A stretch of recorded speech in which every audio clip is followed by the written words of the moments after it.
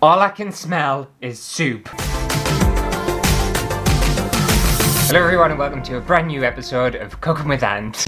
And this one was actually a suggestion from one of you guys. So Goody Miller suggested that I tried either the tomato soup cake or the sauerkraut chocolate cake. And I decided to go for the tomato soup cake. And you know how in, I think it was the lettuce video, I was talking about someone left a comment saying that brand sponsored recipes and all that kind of other stuff. This was the comment, it was Goody Miller, because they've put, whenever you see a recipe with a single ingredient that doesn't make sense, like the chicken soup in the recipe, referring to the peanut butter and jelly chicken soup strata thing, which was vile. Do I want to go in for a second bite? I don't think I do. It is because it was made up by the company that makes the out-of-place ingredient to try and sell more of the item. So this tomato soup cake, it was actually invented by Campbell's, the soup maker, and they obviously decided, we need to sell some more soup. Let's shove it in a cake. And Campbell's, I'll be very disappointed to find out that I'm not actually even using your soup because I couldn't get any. I'm going to be using Tesco's own. But I think it's going to be disgusting anyway because I absolutely hate tomato soup. I can't stand it. Love cake. Eat it! I think cake's delicious. Cake's one of the best things in the world. Eat it! But when you chuck tomato soup in it, I'm just hoping I can't taste the tomato soup. I'm just thinking back to the peanut butter jelly strata thing though, and all you could taste was the chicken soup, and the chicken soup made everything soggy. It's mash. Hopefully this one's going to be a bit better. I really hope so. I kind of want some cake today. I'm a bit peckish. I fancy like a nice slice of cake. Okay, so I'm not actually getting my recipe from the Campbell's Soup Company because it's all in American and the measurements confuse the shit out of us. So instead I found one on BBC Good Food and it's in measurements that I can understand. Yeah, they use grams and all sorts. Fantastic. They don't use like gallons of butter and a soup can and a half of, I don't know, whatever else. I also think they want you to have like a stand mixer, you know, one of them fancy ones, but I don't own one of them. So I'm just going to be doing it the old-fashioned way with an electric whisk. There's also a little tiny fly in here. Did I get it? I don't want to end up blending fly into my cake. I don't know where it's gone. It's like a little tiny fruit fly. There it is. I've lost it. So the first step is to beat sugar and butter well. 6 tablespoons of butter. And you want unsalted butter. And I've left this out so it's nice and soft. I'm learning my lesson from previous cooking videos where I've tried to mix hard butter in and it doesn't work. Oh, nice and soft, lovely. Right, so 6 of these in here. I've lost count how many have I put in. I'll just do a big one. I think that might be 6, but I've completely lost count. I wasn't paying attention. Ew, unsalted butter's horrible. It didn't taste of anything. Oh, how disappointing is that? Have you ever tried unsalted butter? Well, it doesn't taste of anything. It doesn't taste like butter at all. I'm so oily and gross. And it wants 2 cups of sugar. 1 and 2. Bacon is so messy, isn't it? Right, so mix this together.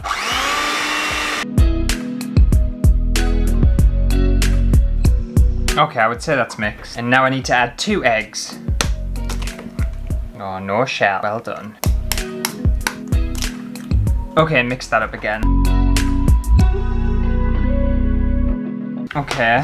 I think I'm going to need that. I'll just keep that in. Okay, so now I need 2 teaspoons of bicarbonate of soda. 2 teaspoons? That's different to a tablespoon. The thing is, this requires bicarbonate of soda and baking powder. And I don't know why. I'm pretty sure they're both the same thing. 1, 2. And then 2 of the baking powder.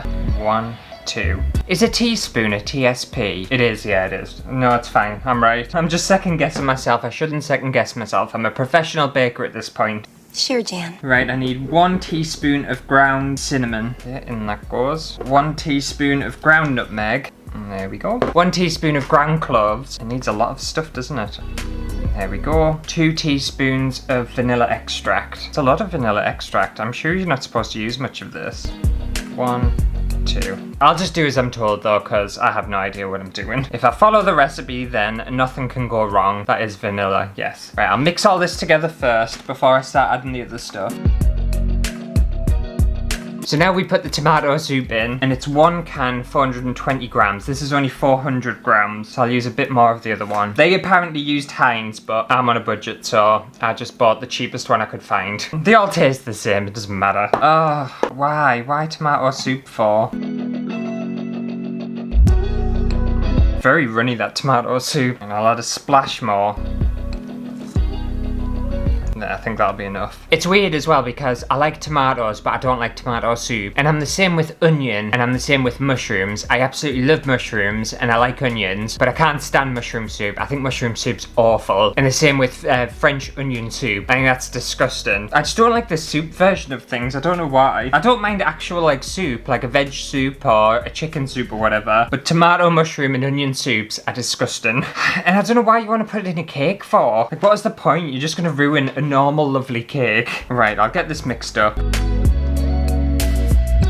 See, I feel like I've just ruined it now. It doesn't look good. It looked nice before, but now it doesn't. I'm very upset. I think basically what I'm making here is like a regular cake, or the start of a regular cake, and then just for some reason adding tomato soup to it. And now I need 2 cups of raisins. And I do like raisins. I have them every morning, actually. This is my breakfast bag of raisins. I have them in my oats every morning with a bit of honey.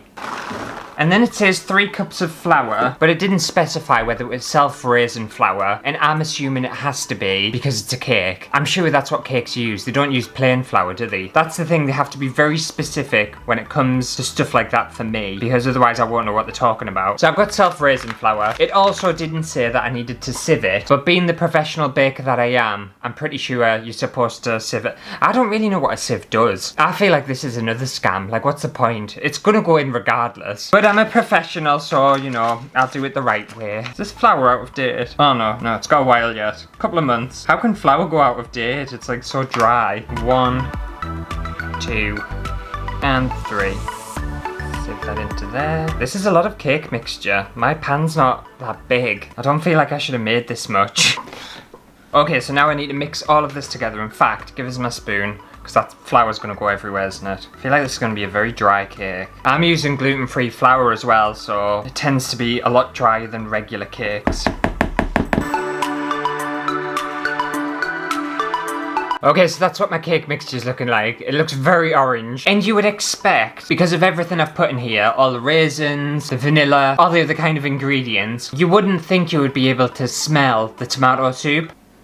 All I can smell is soup. It just smells like I've got a bowl of tomato soup in front of us. I was hoping that this wasn't going to taste like tomato soup, but I think it's going to. I think you're going to be able to taste it. I'm very upset. Let me take a photo of my horrible mixture.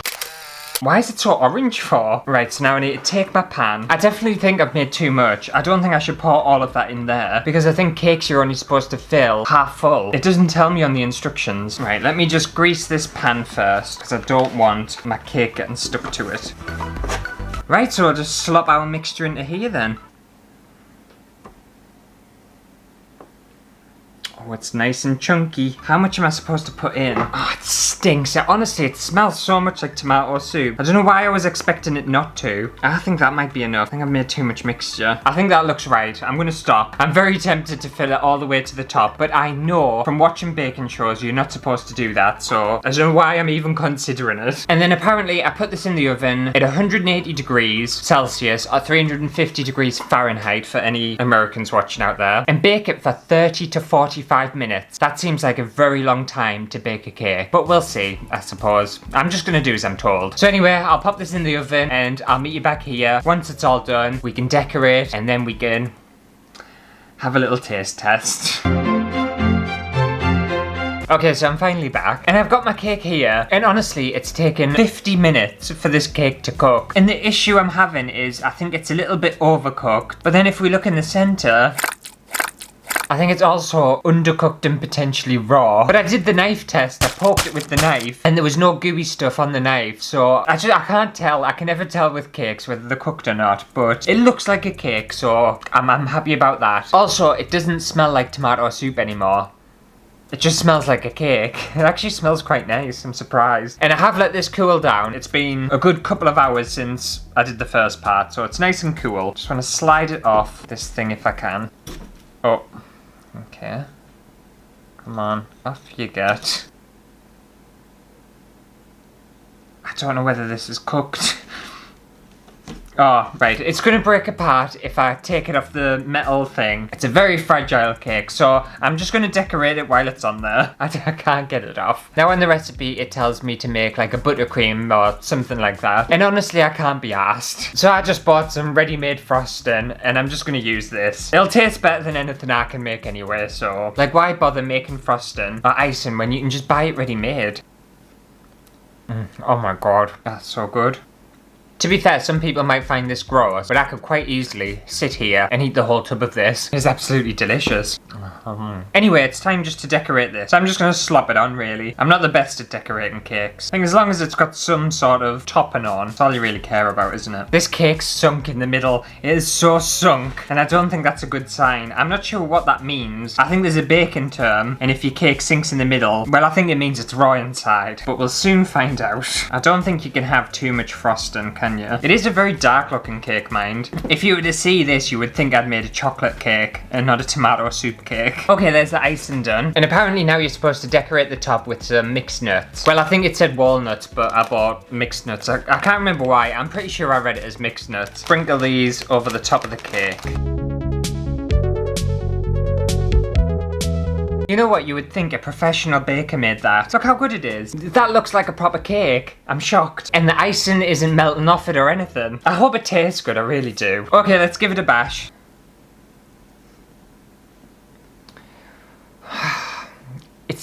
I don't think it's cooked. I think it's cooked on the outside, but I do not think this is cooked on the inside. I don't know how. I cooked it for 50 minutes. It has to be cooked. It might just be a very, very gooey cake because of the tomato soup. Oh, you know why it was so like gooey on the bottom? I thought it was undercooked. I think it's all the raisins. I think they've all sunk to the bottom. In fact, they have. You're not going to be able to see that, but there's like, inside of here, there's just a layer of raisins on the bottom, and then it goes to cake. Yeah, the raisins have all sunk to the bottom. How has that happened? How'd you get them to float? But that's what the cake looks like, and to be fair, that looks like cake. That looks like a normal, regular slice of cake. It doesn't look too bad at all, does it? I'm very shocked. Right, let's take a forkful of this, and see if we can taste the tomato soup. Cheers, everyone. It doesn't taste like tomato soup at all. It's a very, very gooey cake. What the hell? The thing is, gluten-free cakes, they're usually so dry. And this one, it is like the opposite. It's not even moist, it's wet. This cake is like super wet. But not in an undercooked way. It's like a, I don't know, like a very light, wet cake.